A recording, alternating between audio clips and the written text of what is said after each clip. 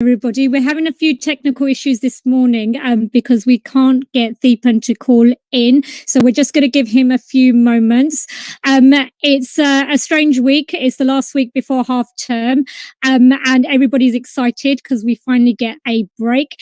And it's good to see everybody actually looking forward to the break. Right, we do have Deepan on now. So Deepan, welcome to the show. How are you? I'm very fine, thank you. Sobia, how are you?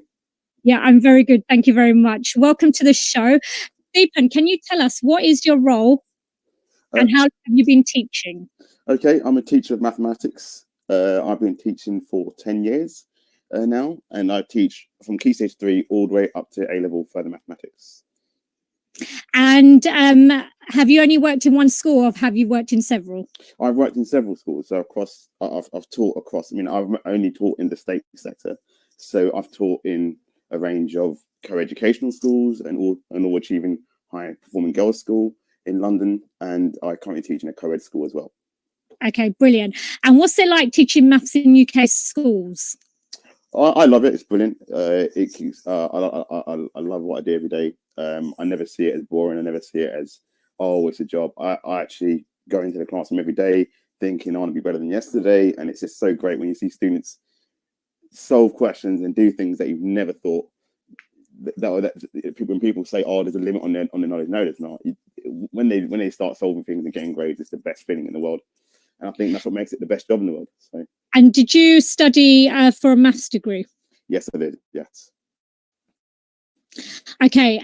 Do students enjoy maths? And if they do, who prefers it more, girls or boys? I think students do enjoy maths, and I don't think there is a difference in gender. I don't think with boys enjoy it more or girls enjoy it more. I think it's more about how it's delivered to them and do they really understand the concepts that's being taught to them, and building that love and passion for the subject is what's important, and that transcends gender, to be honest. And how do you build that passion into your subject? I think it's not an easy thing. I think developing deep subject knowledge, building on conceptual understanding, learning about how to bring maths alive in the classroom. For example, education technology is paramount for that. So making them understand why they do things, not just here's a formula, apply it and get the answer. It's why are we doing it? Why does it make sense? Why is it true for all cases? So I'll give a recent experience in my classroom. I was teaching transformations of graphs, and I use something called GeoGebra. It's like an online graphical tool where they can see the graphs moving. And because I was able to bring that in the classroom, they could see the graph moving. Oh, that's why that turning point is moving, or that's why that's the minimum point. It really enhanced their understanding, as opposed to me just saying, oh, here's a rule, just apply it, kind of thing.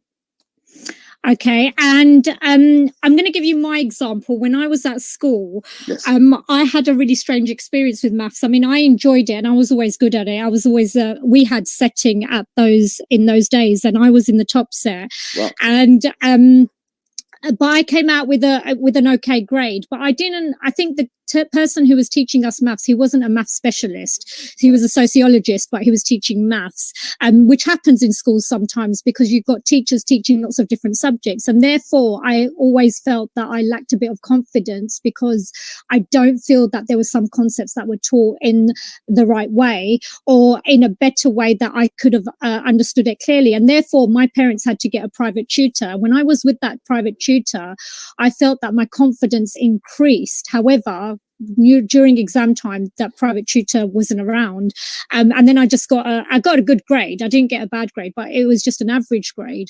And so I think that when I went to my very first school, I actually had a really outstanding maths department that I was working with. Okay. And he was phenomenal, the head of maths there. Like, the kids really thoroughly enjoyed it, and it was an outstanding maths department, and he was very, very quirky. So he had like clocks that were working backwards. He actually used the piano in his lessons. Oh, wow. He really made maths come alive, and he made numbers come alive, and the kids loved it. They basically went on to do fantastic things. We had students from that year group, not just that year group, but the time that this teacher, Stephen Frogger is his name. Right. They went on to, have masters and PhDs, and Wow. you know, it was amazing, really, really good. And I always thought to myself, if only I had had a maths teacher like that, I would have not been lacking in confidence when I went to university. So it really does make a difference, doesn't it, the teacher? Absolutely. And I think, you know, teaching is one of the professions, it's a noble profession, and we empower so many students and we change so many lives. And I think if you've got having the right teacher is so important. I mean, even scholars in school leadership say, you know, more than school leaders, classroom practitioners have the most effect in a school. And you know, if you've got the best teachers who are passionate about the subject, producing the results, making those students have the best educational outcomes, that's the best you could ask for. And I think, you know, talking about your own relative experience, I mean, it is, there are going to be some students in that situation. And I think this is what we need to do in the profession, is get people who really want to teach maths, who really want to be here and really want to make a difference and make every child achieve the very best they can, because they can. There's not, I mean, I truly believe in Carol Dweck's growth mindset, that anyone can achieve what you want. There's nothing beyond your limit. And the reason why I say that is, now I do weight training 4 times a week in the gym. Now, when I started training years ago, I couldn't do a single pull-up. I was really, really struggling with it. I never had that upper body strength. But over time, you know, I started to develop techniques for it. And I was asking other friends, like, how do you get better at it? And I was working it on a daily basis. Now it's second nature. I can do 10, 20 pull-ups like it's nothing. And I think it's the same thing with education. In any subject, if you're taught correctly and you're taught properly, anyone can achieve any grade. There is nothing beyond your reach. And I think it does make a difference, especially for females. And we'll come on to it a bit later on as well. But sure. I mean, the thing that I found, I mean, obviously the basics and the foundations, if there's something missing, that kind of interrupts your learning when you're learning at a further advanced level. So if I give my example, when I went to university, I did computer science and I did programming, and there was a lot of mathematics in that. Okay. And there was a lot of computational thinking involved in that as well. Right. And so in a sense, I sometimes feel that the way maths is delivered, it wasn't delivered in the way that you're saying why, what's the computational thinking behind it, what's the understanding and reasoning behind it. It was just a straightforward, these are the sums, this is what you need to do, and this is how it should be done. Exactly. And I think obviously, you know, even now in schools, there are going to be schools that do teach like that. But I think if it comes down to subject knowledge and it comes down to pedagogy and the aspiration of the school. If your view is, and now my view as a maths teacher is, I don't care which student comes in front of me, I want them to get the best grade. I'm going to do everything they can. I don't care what the starting points are, they're going to achieve top grades. And I'll give you an example. I've always predominantly taught set 3 and 4 in every school. And one of the things I've loved always doing... Can I just interrupt you here? For our listeners who aren't teachers or educators, can you just explain what set 3 and 4 are and what type of setting takes place in your school? Okay.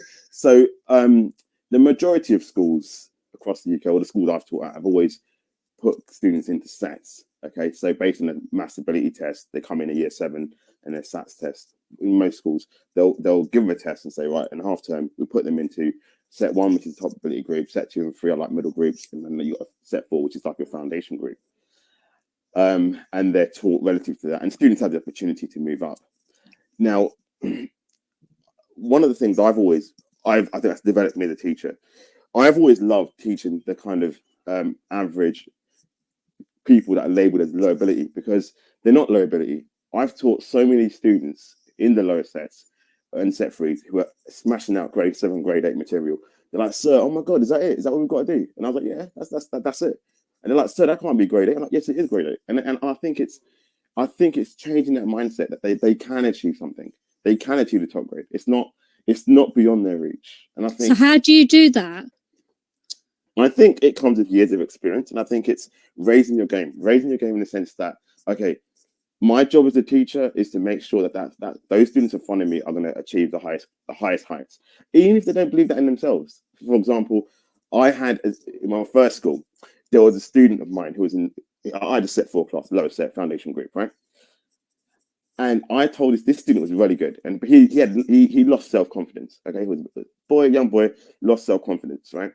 And he said, "So I don't think I can achieve this grade." I said, "Why not?" He goes, my previous teachers have always put me down and said, like, oh, I can't achieve this, I can't achieve that. Believe it or not, within 3 months, he smashed the half-term test at foundation. I said to the head of maths, I want him to sit the higher paper. He should be at least in set 2. Right? Everyone was challenging me on this. I was like, okay, let me prove it. He sat the higher test paper. He smashed it. He got like 85%. Went from set 2 to set 1, and he got an A star within 6 months. Wow. So what did you do to actually get those results? So basically, I said, look, I gave him a revision program, and I said, look, these are your gaps in your knowledge. This is what you need to work on for the higher tier. And then what he would do is he would like come and see me at lunchtimes and after school. He was very dedicated, and he was doing that with he was doing regular exam questions on a regular basis. And wow, did he prove the result? I mean, everyone in the department was like, how did he do it? How did he do it in that time? Even his previous teacher was like, what? I can't. We're talking about the same person here. Yes, we are. So I think it is down to the belief of the teacher. I think, yes, they can do it. And I think there is, I don't believe in a concept of innate ability. I think you get what you get through hard work, and hard work and determination is what makes you successful. I don't believe no one is gifted or talented with a special innate gift. I think the hard work you put in, and even if that was the case, I think hard work will always outshine talent, because being steadfast and perseverant is so important to achieve your goals, whatever it is. And I've always believed that as a teacher, for the last 10 years.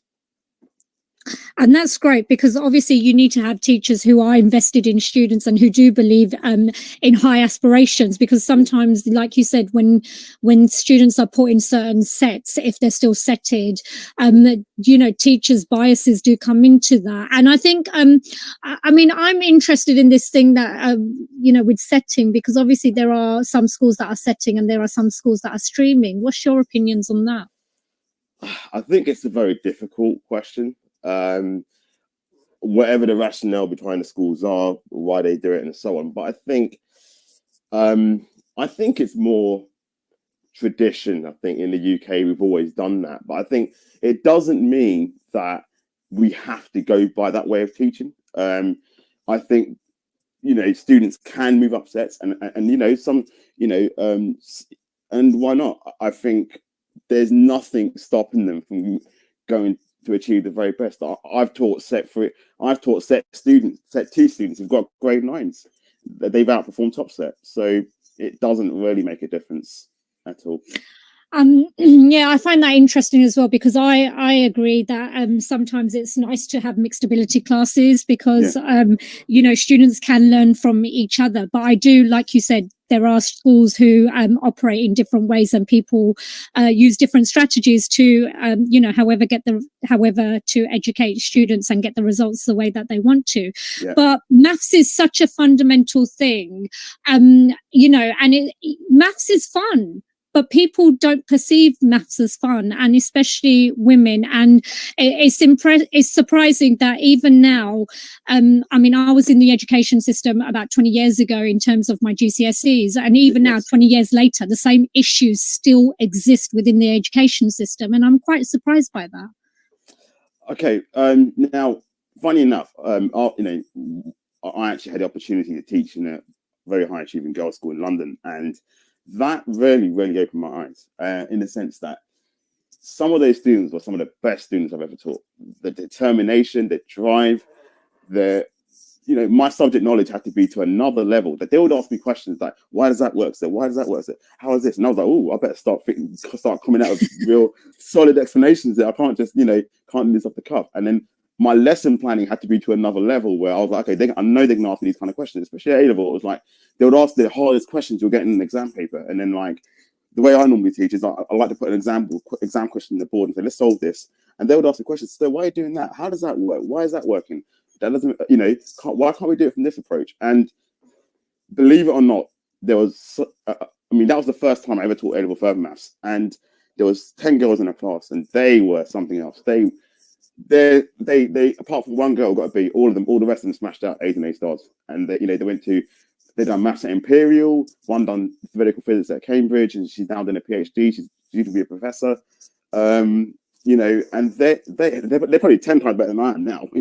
I'm just like an average guy who can't do well in maths, but they're like on another level. You're not average, Deepan. You went to Cambridge yourself. Yeah, but I think there's nothing beyond what you can achieve, and like one of the students is now a Python programmer, and she's written her own source code for Python, and it's already been, she's literally contributing to the field and stuff like that, and already in an undergraduate degree. So yeah, so I think there is nothing beyond your reach, and regardless of whether you're male or female, it's down to the student. And that's really good. I'm glad you said that, because sometimes I feel that, and it's not just one or two people, it's just even me, including me. As teachers, we do have biases. And I was on a course, and I think the lady was saying that we have over 100 biases towards people and things. And it made me realize that sometimes we do underestimate students' abilities, whether it's male or female, and that does make a difference to their performance, because they know that we're underestimating them to a certain extent. What do you think? Absolutely, and I can talk about that from personal experience. I don't mean to go off on a tangent here, but my best friend went to school together. We actually went to uni together as well. And when we were in year 7, one of our drama teachers we were sitting in the studio, and she was asking us about aspirations. Like, what do you aspire to be when you grow up, and so on. So, she was going around the circle, and I just made it up. Like, oh yeah, I want to do computer science or something. I just made it up. But my best friend's always been candid and honest, and he was like, I really want to pursue medicine, and I really want to make a difference in people's lives. And she literally, kind of belittled him and said, I think you need to be realistic. I think you should rethink about what you want to do. And the whole class started laughing. And don't forget, he was a young 11-year-old boy, year 7, and and he was in tears. And we were walking home together. And over the years, I said to him, "Look, you can achieve what you want, and you got to keep pushing it."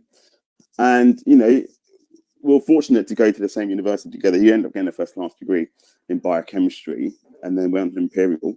And then he got a full scholarship to go to study medicine at Oxford. That's brilliant. So there's nothing, it doesn't matter about your background or what your starting point is or what your prior achievement was. It doesn't matter. If you've got a mindset that you really want to achieve something, you can go and achieve it. I don't think there is this cap that, it's only for the esoteric and for a select few. I think that I don't believe in that at all. And so there's this perception as well that girls aren't as good as boys in maths, and it's a myth, because they perpetuate it by saying that boys are smarter, when in fact girls and boys have similar brains producing equal math ability. Why do we have these stereotypes, and why are these myths around? I think these are unsubstantiated claims, and when I did my research projects in MA, it's very small, by the way, very small scale study. There was 2 scholars in the field that I was drawn to. One was called Heather Mendick, and one was a renowned scholar called Joe Bowler, and they specialize in this, and they've done massive research projects in this.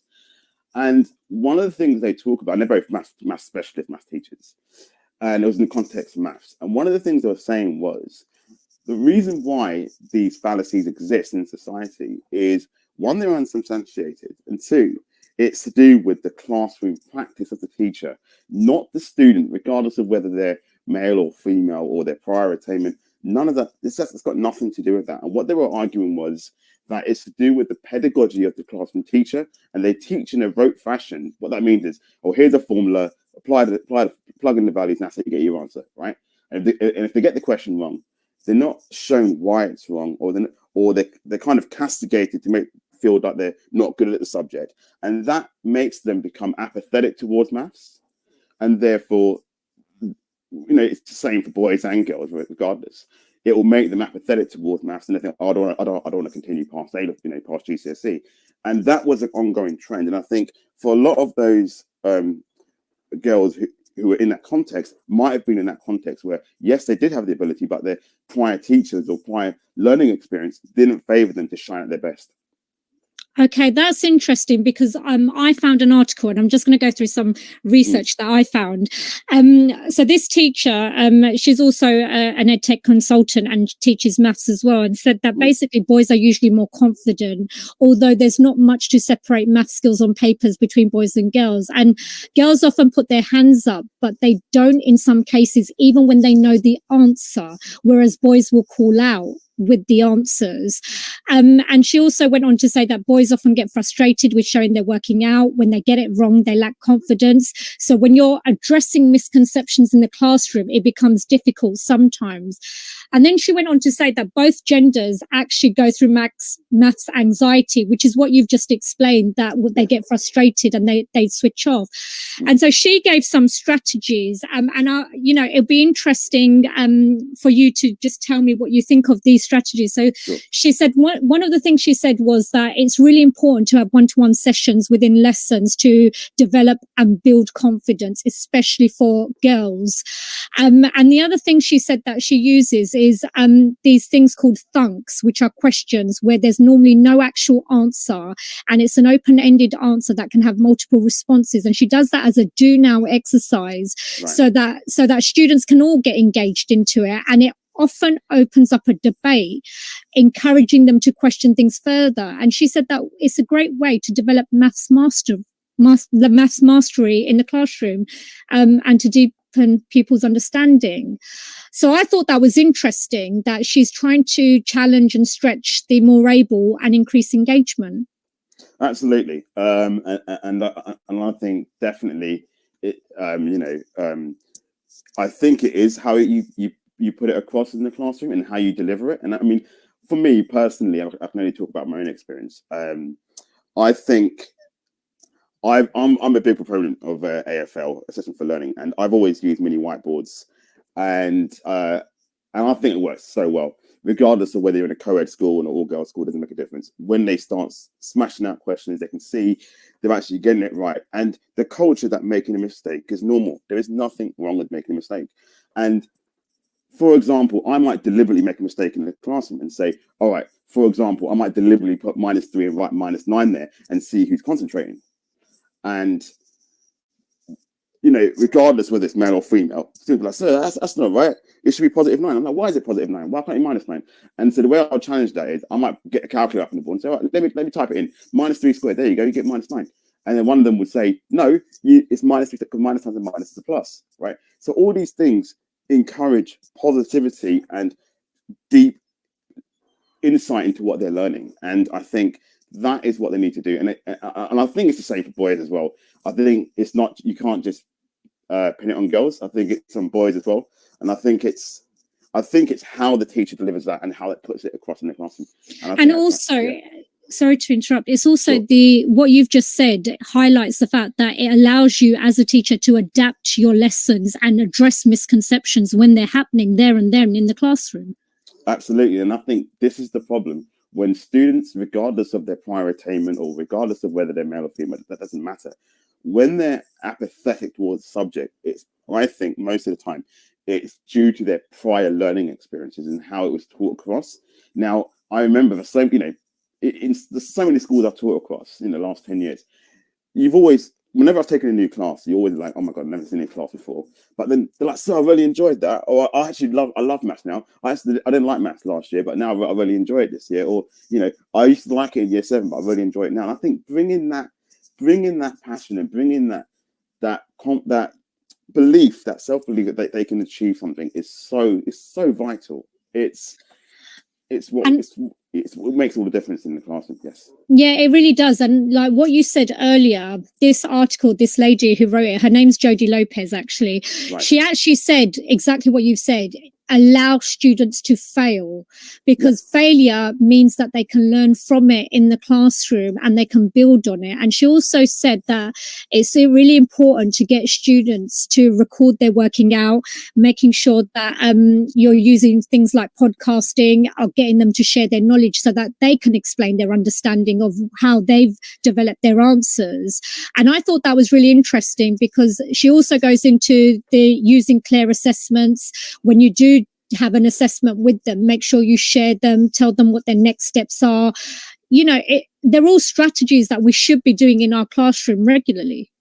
Absolutely. And I think this is what comes down to my own belief. I think across the UK, I think, especially for maths, I think all the schools that I've been in, I think it's so imperative that all teachers do teach across the curriculum. So, for example, if you teach an 11 to 16 school after GCSE, I think all teachers should have that experience where you teach up to GCSE, right from year 7 all the way to year 11. So then that way you see what the end goal is, and you know how you've got to build your curriculum and build your delivery all to that stage. Now, I've always taught in 11 to 18 school with A-level. So I think it's so important that teachers do have some experience teaching Key Stage 5, if not definitely teaching Key Stage 5, because you won't see what's expected when you get to that level. So, for example, knowledge doesn't stop when you get to grade 9 or grade 8. That's not the end of it. They're the building blocks that are the fundamentals for A-level maths. And I think if teachers can build that breadth of pedagogy across the curriculum, I think that's going to iron out these problems. Yeah, we've had a few callers message in. So, sorry, a few listeners message in. Yeah. So Graham said that the only real problem he faces in maths, and he teaches in year 6 primary, is children who become overconfident and then they develop avoidance strategies for real challenge because it threatens their sense of being higher level. And he sees it every year. So do you have any tips for that? Yeah, I do see that every year. I see it in my own classroom. I think it's showing them that, okay, you've made a mistake, right? Start again. Try. I think it's giving them that one-to-one attention. So I do it all the time in the classroom. So if there's someone who's struggling in maths or someone's lost their confidence, now in my classroom, for example, I've got, obviously we don't do it right now because of COVID, but in a normal setting, all the kids will have mini whiteboards. So I'll go up to them and say, right, let's try a question again. Try this. I'll go for an example. They try it again. I'll go for another example on the mini whiteboard, another 4, 5, 6. And by that time, they've done 4, 5, 6 questions and they can see themselves, they're actually getting the questions right. That will naturally, automatically build their confidence and to get them ready to start on the work. And I think I've always used that strategy for most of my, classes that I teach, especially with kids who are slightly struggling a little bit. And even with the higher attainers, it's the same thing. There's always going to be certain questions that they're going to struggle with. And I think that using that technique for myself, for the class that I teach, I think that's really, it does make a fantastic difference. Again, I'm going to just go through some comments. So Graham said thank you for that, and he also agrees that you need to foul again, foul harder. He totally agrees with that.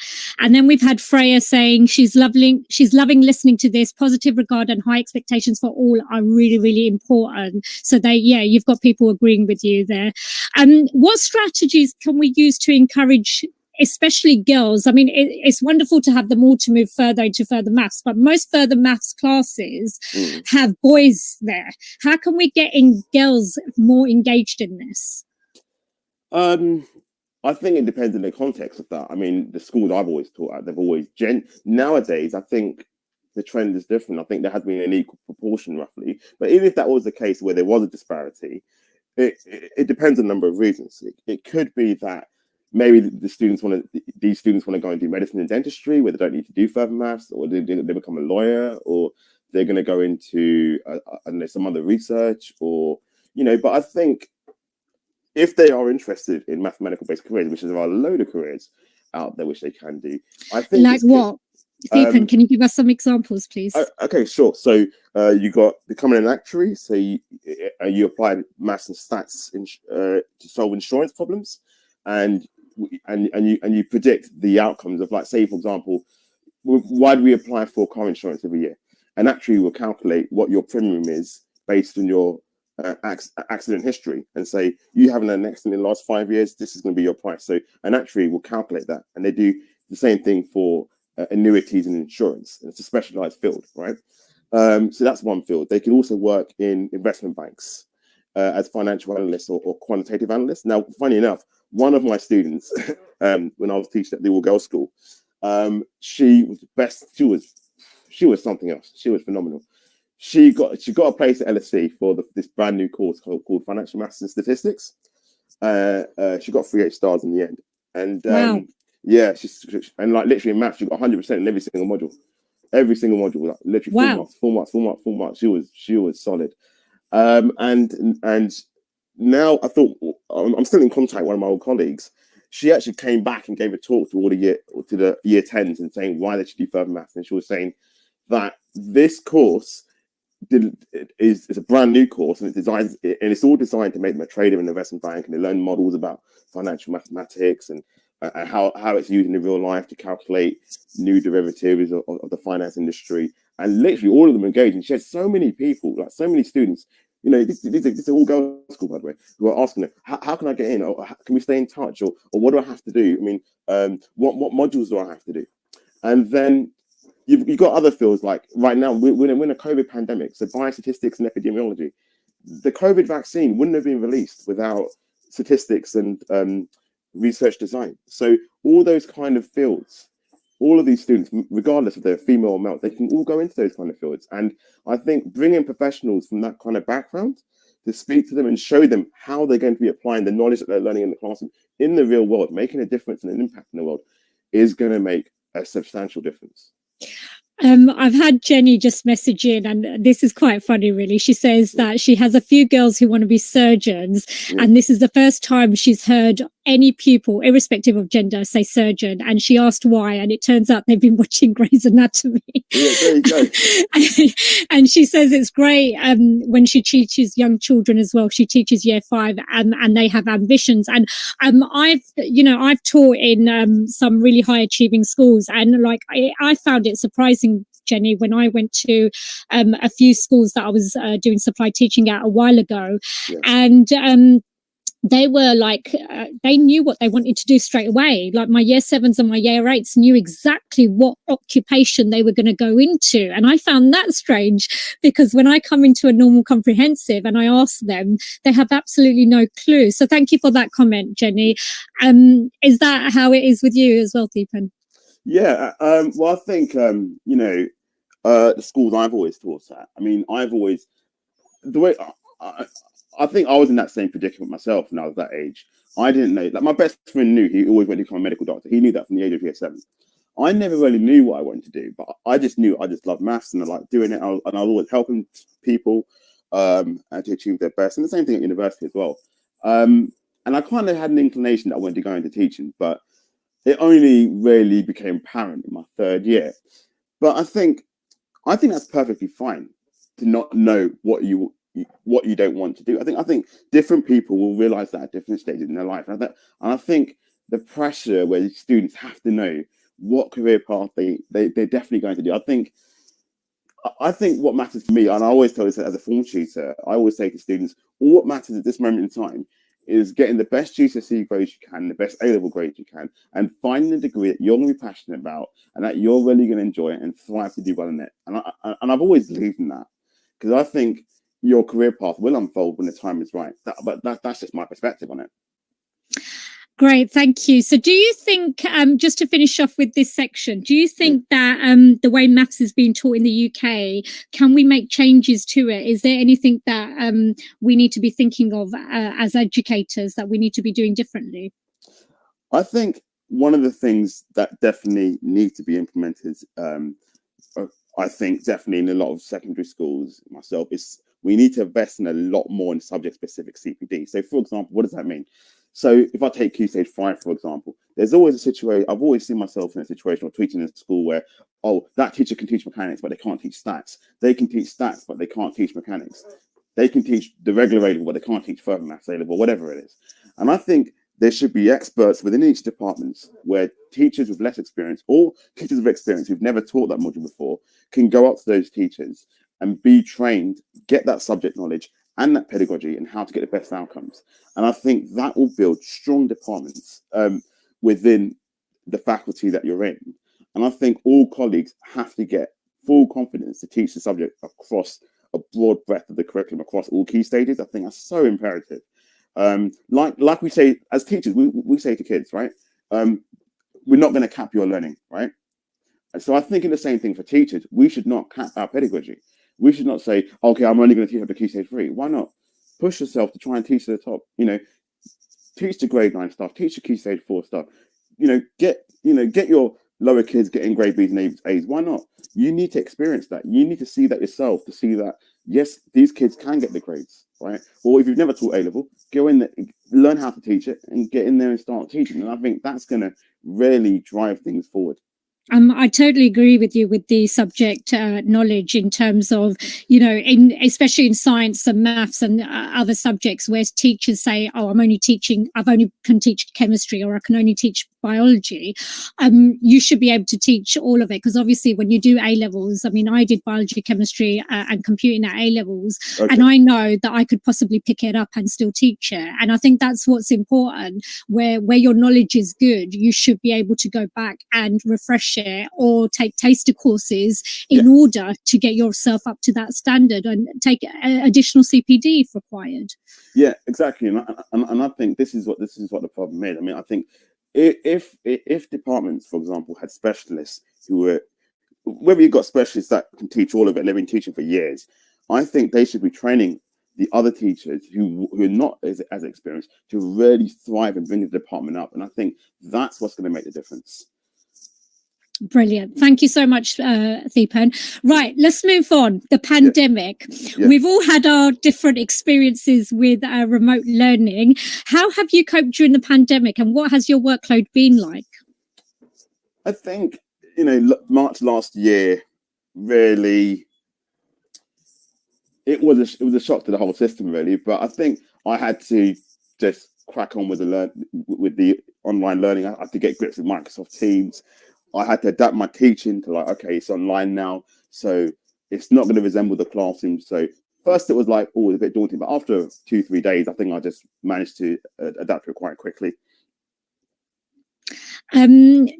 Just before we move on, I just want to come back to Jenny, because she's just asked a question just regarding the subject knowledge you were just talking about. Sure. She said that, again, with her primary hat on, she says that class sizes and resources are obviously different. And she says that some schools have the money for subscriptions and resources, but others don't. And it's not equitable.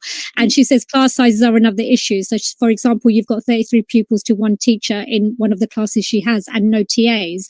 And she says you can have all the goodwill, but sometimes it's hard to develop your subject knowledge. I do think, what do you think? I know how to answer this, but what do you think, Deepan? See, I've never taught in a primary context, so I think it'll be difficult for me to comment on that, but I can only comment on that from a secondary perspective. But I think at the end of the day, the goal as teachers is to ensure the best educational outcomes for the students. And whatever you're delivering, whatever you're teaching in that particular, cohort or the age spectrum that you're teaching, you should I think you should better deliver it to the highest level. That's just my expectation. And Jenny, I would add on to that for me, if I was in that position, I would possibly negotiate with my line manager to allow me to have some time to develop my subject knowledge, or possibly work with other people, in a cross-curricular way, that you could find information from other specialists. It doesn't have to be cross-curricular, it can be through subject networks and stuff like that as well. So definitely go for it and negotiate with your line manager. Okay, so coming back to the remote learning experience then, did you feel, what was your remote learning experience? Because we've already discussed that you had certain issues during the pandemic. Can you just go through what kind of things were good, what kind of things that you struggled with? Just explain what happened. Okay, I think overall I really enjoyed the online experience. I love teaching online. I've got everything set up at home. I've got dual screens. I've got Microsoft Whiteboard. I've got a Wacom tablet. There's a tablet I can put on the screen so I can annotate over the PDF and everything. So I really enjoyed that part, teaching the students and stuff, and they were really, really, really engaged with the questions, and it was good. I think the only thing I was disappointed for myself was that human element wasn't there. So, for example, if like they can send me a like, or they can say, yes, sir, I got that now. I understand that, which is fine. They could text that to me in a chat, which is fine. But I think it can't replace the real classroom. So, for example, in the real classroom, like I'm like, you got many whiteboards. All right, you got that question wrong. You got that question wrong. All right, you got that. How did you get that answer? I'm like, oh, now we get it. That buzz, that thrive wasn't there. It just couldn't replace the classroom. I think for me that's what for me was that was the experience that I was missing. I think. Yeah, I mean, I would agree. There are a couple of applications out there that you can use whole school whiteboards, but I found some of them weren't as great as they could have been, and then I stopped. I just carried on using Google Jamboard, to be quite honest, because I found that easier in order to deliver my subject. But how did you deliver maths over technology? What did you do? Can you give examples of what you used? How did you do it? Okay, so one of my first flights was for teaching A level. So at the time, I was like, okay, my students are asking for model solutions. They're asking for these exam questions. How am I going to do it? I don't want to keep writing on paper and scanning it in and emailing it to my whole class. It's got to be a better way. And so I started looking into OneNote, and I instantly fell in love with it. I could just write on it. I could drag in an exam question. I could annotate over it. It's like writing on paper, but it's all saved online. I could share it on Microsoft Teams. It literally changed my life. I just literally put everything on there, all my solutions, all my lesson plans, all my annotations for students, for exam questions. And then what I did was, the way I did it was, I recorded a video on the lesson I was teaching. Say, I don't know, for example, GCSE, factorizing quadratics or something. And then I would post it on Microsoft Teams or show my homework, which we use, the platform we use. And the students will watch that. And then we'll go through some different examples in the lesson. And then I would, as a starter, I would test them. I'll put a student at random saying, all right, in the video, there was this question. Can you show me how to do it on, type the answer, what you got on the screen. So that way I was making them independent learners before they came to the class. And I think having the tools like having a writing tablet, having the latest version of Microsoft Edge. So on Microsoft Edge, you could write over a PDF. So I could have a set of exam questions, for example, on Maths Genie, and I could annotate directly onto that. And the students could literally take a picture of it and store it on Word. So rather than them having to keep copying things down in the next slide book, they were more efficient at just keeping things down and note taking. And yeah, that's interesting, because obviously that's really different to the way that I would have taught, because the only reason why I'm saying this is because obviously you're doing mathematical equations, but when I'm doing, an essay, which is more long-winded and I have to go through and demonstrate it, I found it slightly harder to work across remote learning. Okay, well, I think OneNote is quite powerful like that. So if you're writing an essay, you could have like your essay plan in OneNote. Like you could have a mind map or something about the issues that you're talking about. And so, I mean, let's say, I don't know, English or something about Macbeth, right? And then so you could have an essay plan on one side of OneNote, and then you could have a model answer for how you answer an exam question. And you could literally share that with all your students. And then you've got it on your OneDrive. It saves it automatically to your OneDrive. And I think something like that was so powerful. I mean, I would have never known about that last year, 2 years ago. And it's completely changed the way, it's really up my game, the way I do things as a teacher, for sure. Yeah, I mean, I started using Google Docs and I started sharing with my students, because one of the issues that we had in remote learning is that when we first started delivery, because we'd never done remote learning before, it was very much one-sided. We couldn't see what the kids were doing. So then I had to find alternative strategies. And then the provision that I arranged for my department was to use Google Docs and set up live documents so that I could see what they were typing in as they were doing the work at home. And that was very effective, because then I could give feedback, which was live. I was using Moat as well to record verbal feedback. So it was a really interesting time.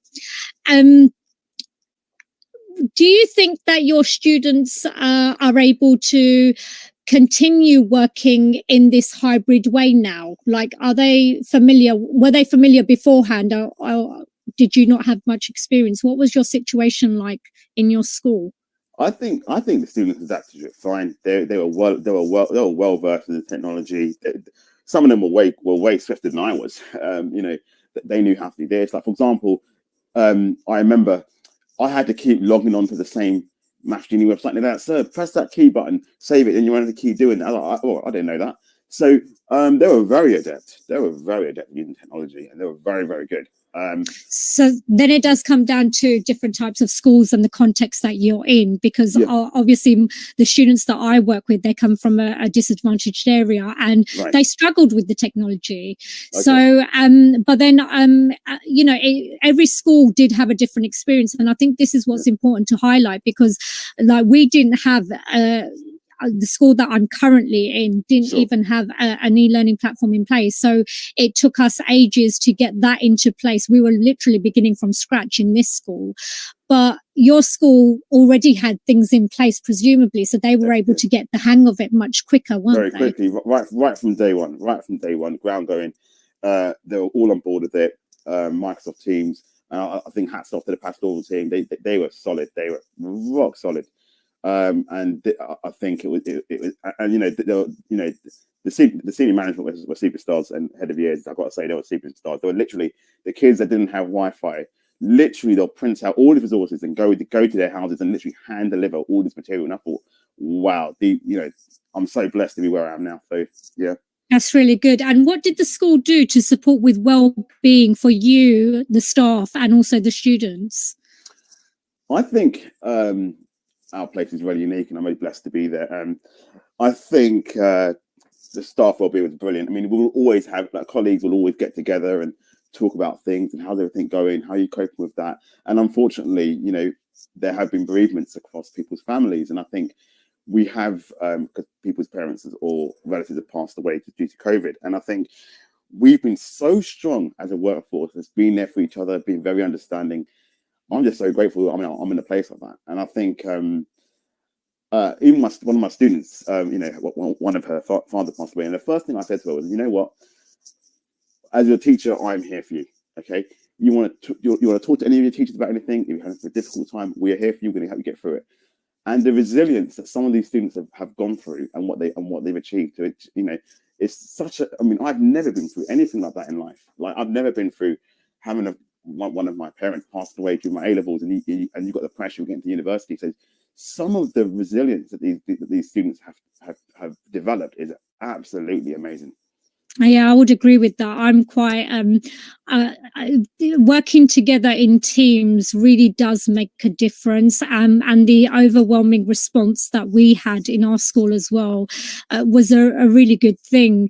So Deepan, what are your what has changed in your school after the pandemic and remote learning? Is there anything that you've now implemented that you're going to pursue further that you didn't have before?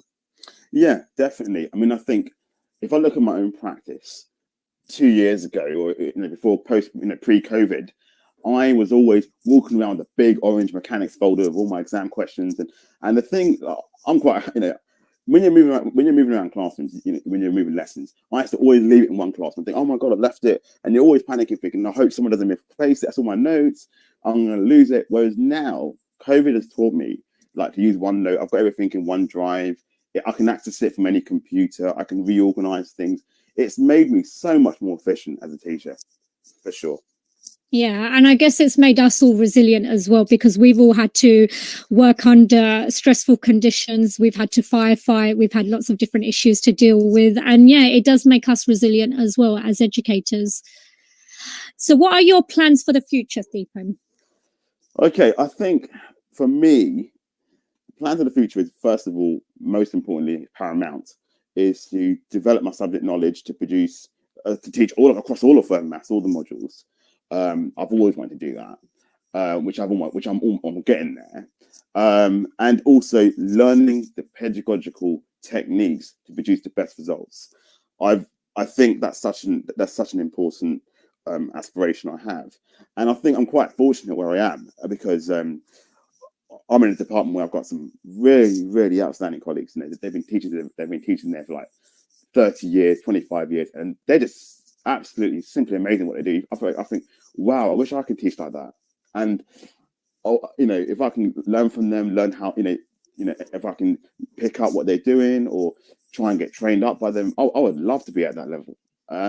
And I think also helping my colleagues also reach the same level, because end of the day, that's what a team is. A team is, we have a common goal. Our common goal is we want our students to achieve the best in life, and we want to get the best outcomes. And I think if we all have that same vision, I think that is what the future is. Theepan, you have definitely got the right attitude, and it's been wonderful listening to you today. Thank you so much for coming on. It's been great. Thank you so much for having me. Brilliant. Right, next up we have the news. This is Teachers Talk Radio, and this is Teachers Talk Radio News with Megan Goods.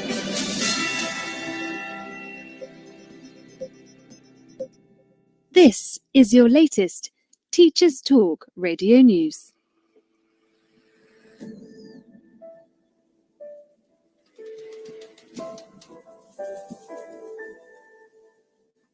The annual date for counting students eligible for pupil premium funding has been moved forward, meaning students who became eligible between October 2020 and January 2021 will have to wait until October 2021 to be counted.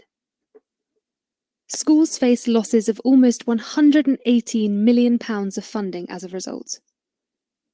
A survey by the National Association of Head Teachers highlighted that nearly 62% of schools have at least 5 pupils who became eligible between October 2020 and January 2021, and will now not be counted until much later this year.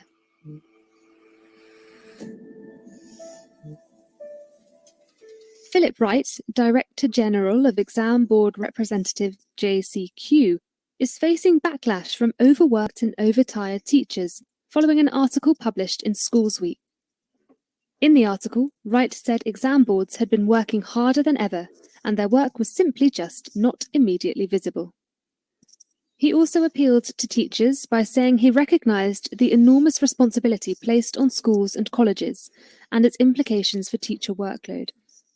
Because, far from twiddling our thumbs, we feel it too. The suggested empathy did little to appease teachers, however, who took to Twitter to express their dissatisfaction.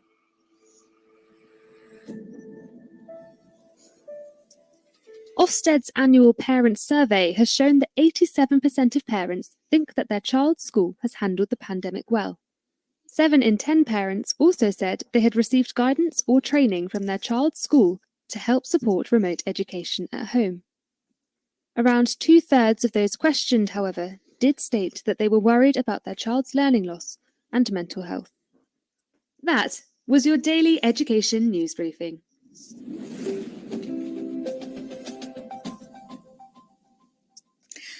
Thanks for that, Megan.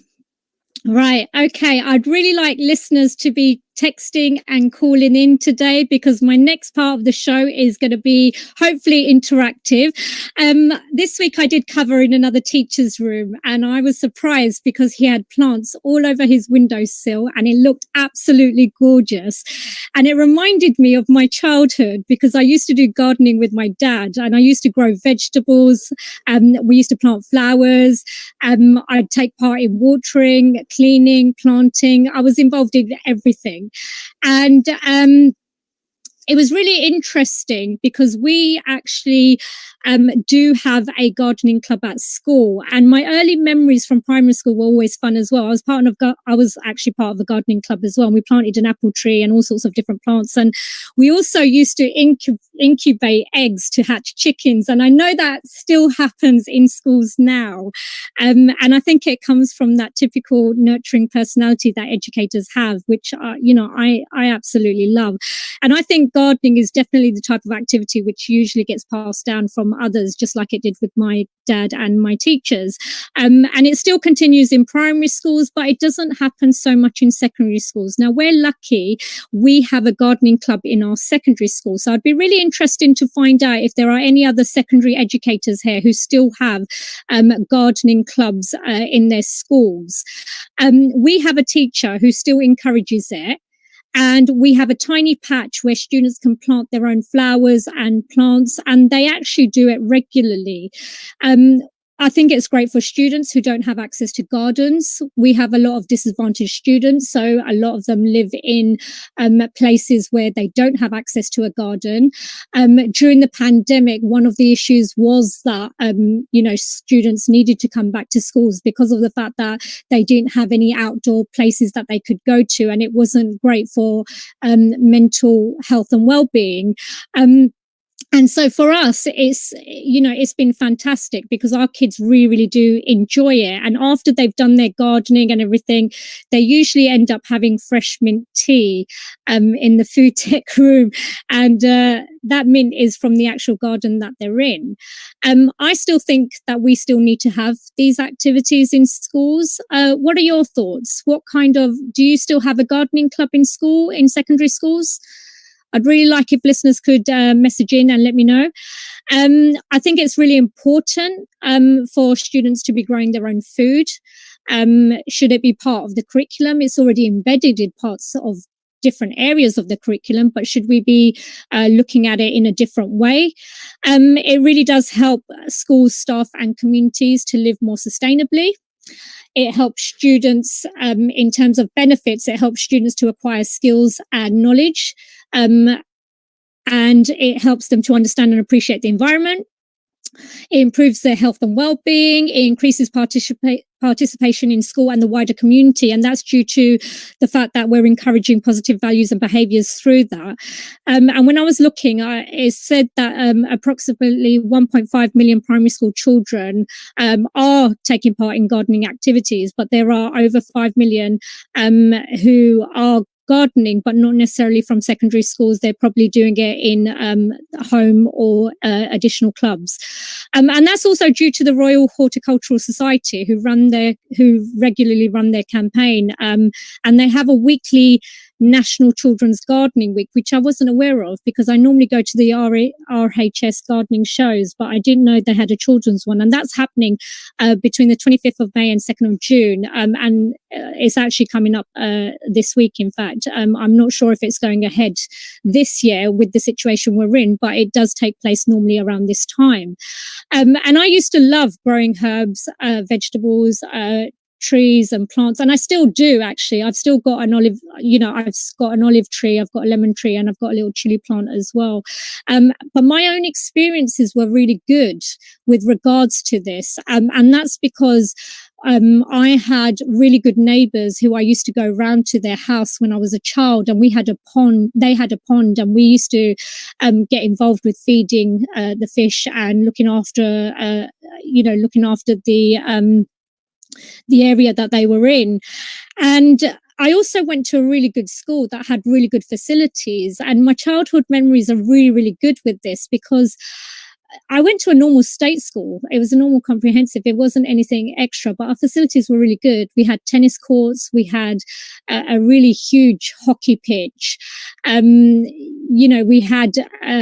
We had a Greek theatre. Year 11s are leaving this year. They were leaving this week, in fact. And in our Greek theatre, when we had our year 11 leaving, we had a Greek theatre, so we had strawberries and cream, and it was really good and really memorable. And it's a shame that not many schools have those facilities anymore due to whatever reasons and funding and stuff. But we also had a pond, and most of our biology lessons were going out and actually using that area to find and learn about things such as biodiversity, plant life, and so forth. And obviously there's well-known research that obviously it helps with depression, anxiety, and it's also to help with social problems, and it's great for mental, physical and emotional health. And I think it's really important that we need to be thinking about with our students right now, because our students are on screens for a very, very long time. Now, I'm an ICT computing teacher as well, and the amount of time that they're on the screen is amazing, whether it's the phone, whether they're at home. We need to try and address that, I think, as educators. And I think one of the things that I had an issue with, and this was a personal issue, when we were going through remote learning, and we were, there were some schools that delivered where they had blended learning, where, they weren't on screens all the time. So asynchronous and synchronous learning. But there were other schools who were asking for full 5 hours worth of lessons to be done. And it was interesting to see how my students got tired, and the fact that there were issues with that. But nevertheless, some schools proceeded with that. So I do think that having things like gardening and getting our students involved in that does improve focus. It makes them more patient. It makes them more collaborative when working together. Really good for deciding different food choices. And students can learn about lots of things. So, for example, biodiversity, which obviously gets delivered in science, plant life, nature cycles. There's loads of different things that you can teach through this club. And it's really good for food literacy as well. So you can talk to them about nutrition, and with the rates of obesity constantly going up, it's a really good way to get them to think about what they're eating and the food choices they're making. And also it's great for conservation because, you can discuss allocation of resources with them as well. So I think it's fantastic. And we've had Tim message in, and he said that he has a gardening club and a school garden, which is fantastic. I love that. And the garden is used for a garden cafe at break and lunch once a week. And they normally enter the Britain in Bloom competition with the local council. That's brilliant. And they have a group led by a member of SLT with the community responsible who volunteer in the local hospice garden for the Duke of Edinburgh. I love that. I do think it's really, really important. And I do think it's everyone's responsibility to promote health and well-being to children from a young age. And that kind of gets sidelined with the academic side of teaching sometimes. So I think it's something that people need to be thinking about. With the gardening, obviously, you can build physical activities to make it into an everyday routine. And the fact that they're gardening is great because it helps with reducing stress and anxiety, which a lot of our students do show symptoms of, especially when they're going through exams, pressure and things like that. So I do think it is important that we need to think about these things as schools. And gardening helps them find mindfulness as well. There were a couple of schools that I've worked in. For those of you who don't know, I did supply teaching a very long time ago. And when I was doing supply teaching, I got to go to lots of different schools, primary and secondary. And it was really interesting the way that they were teaching and delivering health and well-being for young people in different ways. So there were some schools who were actually doing meditation classes. And I absolutely loved that. I thought it was really, really important because it was in a primary school.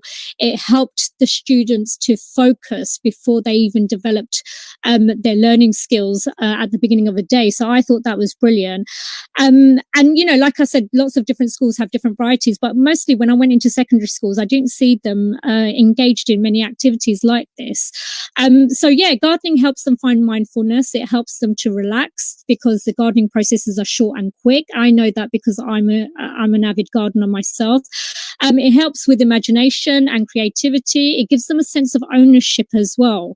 And you can also use it for younger children as well when you're delivering sensory play. So, for example, you can have different herbs, grasses and flowers. They can look at different textures, look at the earth's energy. It really is really, really interesting. And then you can teach them all sorts of things whilst you're doing that. Northern Illinois University in the US states that children who are exposed to microorganisms have a stronger immune system because they're exposed to things in a natural way. And I think it's really important that we do encourage our students to get involved in activities like this. So I definitely encourage gardening clubs in schools if you can, and to enter flower shows like Tim says that he's done, which is fabulous. I'd also encourage parents to encourage gardening. I'd also encourage parents to encourage gardening at home because we do have a fair few parents listening as well. You can have fun activity boxes with learning activities regarding what you're doing. You can have a small patch for them. If you don't have your own garden, it's easy to find an allotment. Just a small area or a patch would do if it's affordable. You could create your their own recycled garden. There's a lot of different activities. And if you go onto like different websites, especially the RHS, there are lots of really, really good ideas that you can look at.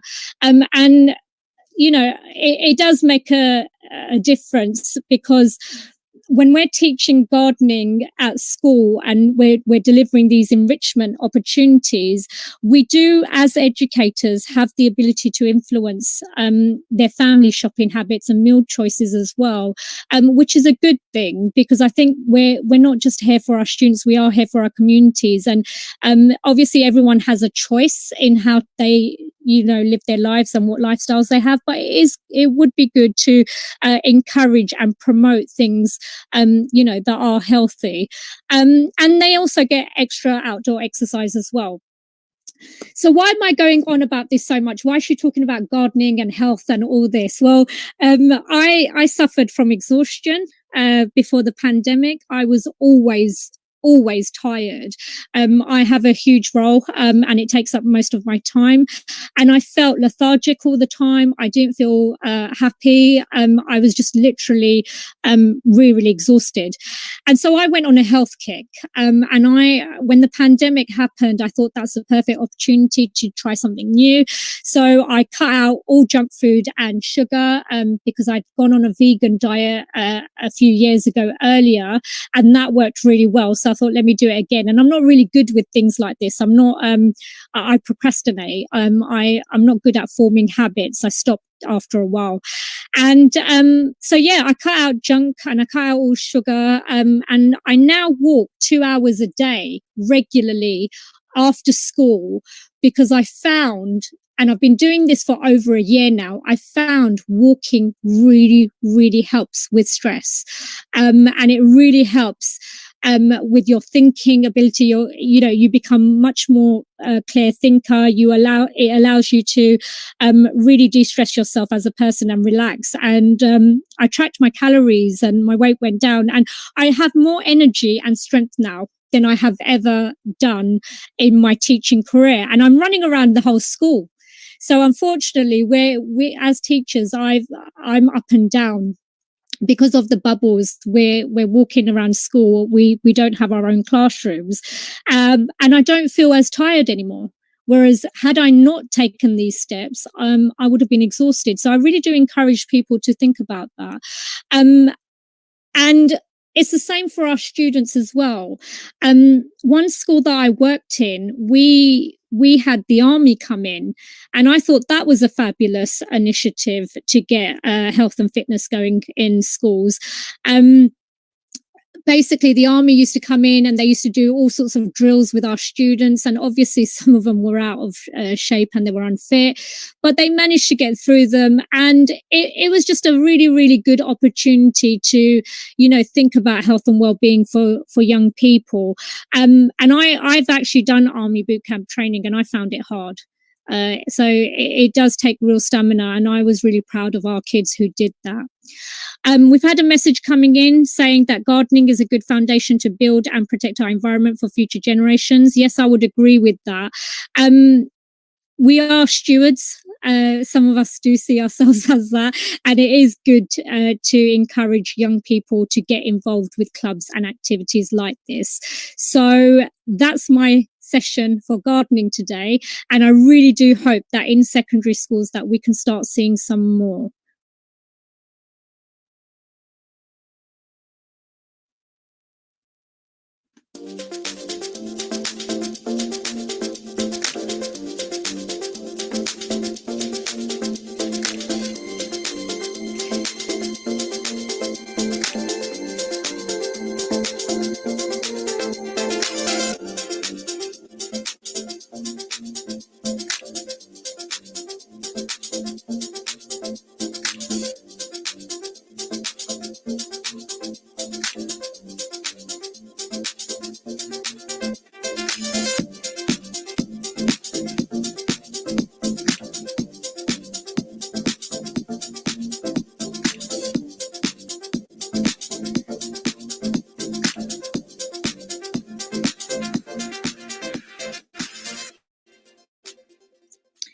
Right, moving on from the gardening club, we're going to be talking about enrichment and extracurricular clubs. I would like you to comment in or call in if you would like to. I've run loads of clubs. I'm a big fan of enrichment. Even taking my students on trips and everything like that. I do think it's really fantastic for developing cultural capital. With business studies, for example, I take my students into central London, and I do take them to banks, and I do take them to lucrative marketing agencies and things like that. I love it, and the kids love it as well. It gives them an opportunity to go out. We also have extracurricular clubs, and in my school we've got loads of extracurricular clubs happening all over the place. Some of the clubs that I've done in the past have been things like ICT club. I used to have a computer games club, which obviously the boys all used to love. And I don't know if you guys remember, those of us who are old enough to teach, they used to play that silly helicopter game all the time. We used to have all sorts of things happening in those clubs. Homework clubs, obviously most schools have homework clubs because students don't have access at home. With business studies, normally enterprise club, which is quite fun, and economics masterclasses as well. And I was interested to see that there are loads of different clubs happening around schools. We've got gardening, we've got chess in ours as well. And I've also set up this year an Amnesty International club. And the reason why I set up Amnesty International is because I think I'm a huge advocate for human rights. And it's not something that's just happened. It's happened from a young age, actually. I used to, my humanities teacher, she was absolutely fantastic. She encouraged us to, always campaign and stand up for what was right. And she actually took us to an event. And, it's funny because I remember Steve Wilkes coming onto my show about 4 weeks ago. And he was saying how when you think about school, the things that you think about and remember are the things that happened out of lessons, not necessarily things that you learn within the lesson. And I do believe that is true, because when I was sitting here going through my childhood memories in preparation for this program, it was amazing that most of it came from enrichment. And so this Amnesty International Club, we kind of ended up going to an event, and it was a major conference. It was a global conference. And someone like me was from a local area. I came from just a small community, and it was a big thing for us. And the person that I ended up meeting, the most famous person at that time, was Anita Roddick, who was in charge of the Body Shop. And it was amazing how the whole event came together. And I remember it quite clearly. And they were going through human rights issues and how to campaign and what we should be doing and how we should be protesting and writing to people. It was really good fun. And I remembered that. And so what I do is I normally bring those experiences and share them now with my students as well, because I had really good experiences given to me. I wanted to bring that down to my students. So we have set up an Amnesty International Club this year. Students are loving it. We've had a few sessions. We have yet to campaign, but they are really, really enjoying it. And I'm really surprised, because I thought my Key Stage 4 students will be engaged in it. But actually, my Year 7s have taken to it. So our Year 7s are really, really engaged with Amnesty International, which I think is fabulous, because I wouldn't have expected that. I did ask other people what kind of clubs they have around school. We have the normal ones like boxing club, because we have that as well. We have a women's society club. We've got that as well in terms of championing equality and contemporary female issues, which is excellent. Always boosting people's self-esteem and confidence for women is a thing that is important, and it needs to be done. But there were some clubs that were unusual, and one of them made me laugh. That was the dissection club. And at first I thought, okay, that's a bit weird. Why would you have a dissection club? But it's not until I realized afterwards it was for junior doctors. And so the dissection club, what they do is they get together regularly and they dissect hearts and rats, apparently, which is gruesome for some of us, but clearly some people enjoy it. Then we had David messaging, and he said that he has a space club. And I absolutely love this. David, when you come onto the show next week, I'm going to ask you about this, because David has got a video as well. He basically has a space club because he is really, really into space. And he sent up stick insects into space using a weather balloon and then got them to come back. And the hilarious thing is that he's created a video just like the moon landing video. You would expect something, as good as that. And they're all wearing spacesuits and they're all watching the big screen and cheering when the insects come back down to Earth. I think it's fabulous. So, David, I will be asking you about that. And if possible, we will be sharing that on social media as well so that other people can see that video. It's hilarious. This was an interesting one. We had the Nobel Prize Club. So apparently, and this isn't in a normal state school, so I can understand why they would have the Nobel Prize Club here. So basically, this group get together and they read science research papers. And I guess that kind of promotes academic wider reading and things like that, which is fantastic. So to really challenge your more able students, that's a really good one to have. So you're probably thinking, why is she talking about clubs and enrichment and things like this? Well, this week, especially this weekend, I mean, it's been going on for quite some time, but the government have said that they're weighing up whether to opt for a mandatory extra 30 minutes extension in schools or to fund a voluntary 8 to 6 school day to help with post-COVID recovery plans. So what they're suggesting is either having 30 minutes with an academic focus or having a longer school day from 8 to 6 with voluntary extra provision for extracurricular activities. Now, whilst I love extracurricular activities, I'm not sure, because Sir Kevin Collins, who's behind the plan, says that the details are still being decided and funding hasn't been agreed. So we don't know for sure what's happening. And I'm wondering, is this the answer for our students and teachers right now? Because this increased learning time may not be suitable. And I'd really be interested to hear other people's views, whether they think it's important or not. I know for a fact that teaching throughout the pandemic has been hard. It's been hard for me, I know, because we're also still preparing for an Ofsted when they eventually return. And so my workload is, as usual, really, really high. And then on top of that, the changes that we've had to deal with regarding COVID and the things that we've had to put and adapt in place, we've had to adapt to and put in place, has been really difficult. And the children's expectations that we have and standards are still high. So I'm just wondering whether this is the right way to catch up.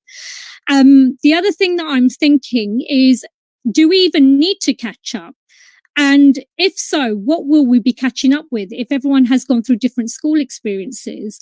So Kevin has said it should be compulsory in order to support disadvantaged students and they must attend. Well, I can see a problem with that because students didn't even turn up for remote learning in some schools and they struggled in some cases. So is this really a viable, sustainable solution? Jeff Barton from ASCL, the Association of School and College Leaders, said that he disagrees. And he does not think that compulsory extra half hour should take place because there doesn't need to be. But what are your thoughts? Is this the way to go? Because Jeff Barton says that it doesn't address the quality of teaching or support or even enrichment that we're already delivering. So where's the evidence to suggest that this would be even more beneficial? And I feel, and these are my personal views, I feel teachers have been through a lot. As have students. And I know there are other teachers who may be thinking in a different way, because I know that there are some teachers thinking, well, actually disadvantaged students probably do need this extra intervention. But I feel that teachers have had to change everything over the last year or so with regards to the pandemic. And also we've had to take on additional responsibility with regards to marking for exam boards. And quite frankly, we're exhausted. Students are tired. Parents are tired. There's been a lot of homeschooling. There's been a lot of shift in the way that parents are working. So my personal view is, how about we have some stability over the next few years? So no changes, but it just gives everybody a chance to recover. And I think there's a slight lack of empathy here as well. It's not business as usual. People have been dealing with trauma. People have gone through loss, and people have gone through many changes. People have lost their businesses in some cases and their livelihoods. And these are all heavy things for humans to process, especially young people. I mean, I've got students where their parents have lost their own businesses, or they're unable to find work. There's a lot of things that have happened. So I'm not sure. Do you believe it's a good thing? And why do you believe it's a good thing? Call in and text with your views if you'd like to take part. My other concerns with this are, will teachers be paid for it? Now, I do think that this is important, because as an educator, I feel that we already do a lot of free work in our own time. And part of this was working for the exam boards, and doing the prep and marking and moderation and things like that. Because I'm a middle leader, I had to go through the tags process. And I was waking up at really odd hours in the morning. And I didn't get paid for it at all. Would that happen in another industry? I'm not so sure. What do you think? We had a few people who messaged who said that Darren said his kids would not be doing a 10-hour school day. He was adamant that he was not happy with that. And we also had Matt, who said that he wasn't sure how they expected teachers to be able to deal with this. He didn't think it was right to expect teachers to deal with this. And I would agree with that, because teachers have lives as well. And that hasn't been taken into consideration. There are a lot of teachers who are parents. And how would that fit in with their lifestyles for the perceived future? And also, it would cost so much money to run this across whole school. You can do it when it's vulnerable students and a few select groups, but to do this across the whole school, it may be slightly difficult. So there are lots of different opinions and thoughts on this. And my own personal view is that I personally feel that we're headed in the wrong direction. So lots to think about there. There's lots of changes still to come. I'm going to play the news and then we'll come back.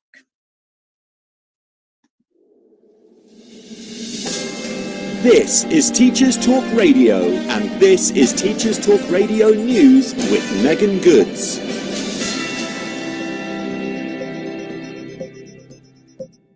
This is your latest Teachers Talk Radio News.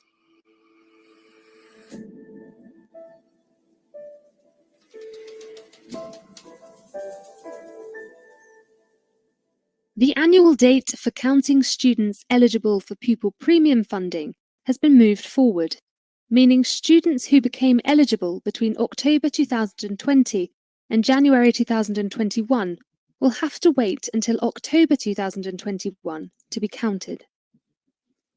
Schools face losses of almost £118 million of funding as a result. A survey by the National Association of Head Teachers highlighted that nearly 62% of schools have at least 5 pupils who became eligible between October 2020 and January 2021, and will now not be counted until much later this year.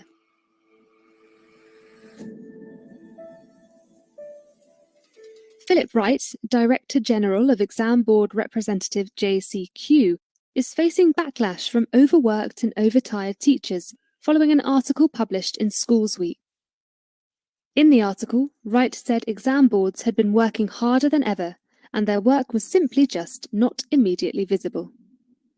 He also appealed to teachers by saying he recognised the enormous responsibility placed on schools and colleges and its implications for teacher workload. Because, far from twiddling our thumbs, we feel it too. The suggested empathy did little to appease teachers, however, who took to Twitter to express their dissatisfaction.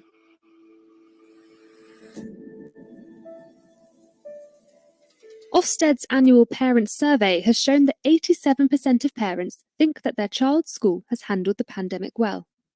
7 in 10 parents also said they had received guidance or training from their child's school to help support remote education at home. Around 2/3 of those questioned, however, did state that they were worried about their child's learning loss and mental health. That was your daily education news briefing.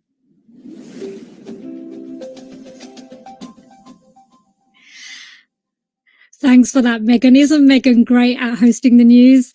Right. Okay. Can I just say a big shout out to Marissa? She turns up every week. Marissa, I'm going to send you a mug. Thank you so much for turning up today. It's been really, really good today. A really calm, stress-free day. We are coming up to half term now. So I really hope that everybody has a great half term. It's the last week and we finally get a well-deserved break and rest. So I hope you enjoy and relax. Next up, we've got Graham, we've got Khalil, and we've also got Tony. It's been absolutely wonderful. Thanks for another stellar Sunday. You've been great. You've been listening to Teachers Talk Radio. Tune in.